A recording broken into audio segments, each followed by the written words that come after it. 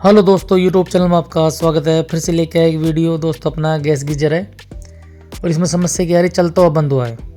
Customer ने बताया कि इसमें सिलेंडर चेंज करने के बाद बिल्कुल भी नहीं चल पा रहा। उससे पहले बिल्कुल सही चल रहा था। जैसे ही सिलेंडर चेंज किया हमने, सिलेंडर हमारा खाली हो गया था। उसके बाद बिल्कुल नहीं चल पा रहा। इसमें बत्ती जल रही है, फिर भी नहीं चल पा रहा। तो दोस्तों ऐसी कोई समस्या जाती है, सबसे पहले इसको जो गैस का पाइप होता है इसको खोलना होगा, क्योंकि इसके अंदर गैस का एयर बन जाता है, उसके कारण नहीं चल पाता। जैसे ही एयर को खोल के वापस कसेंगे तो अपना गीजर चल पाएगा। देख पा रहे हो आप, अपना गीजर चल गया है।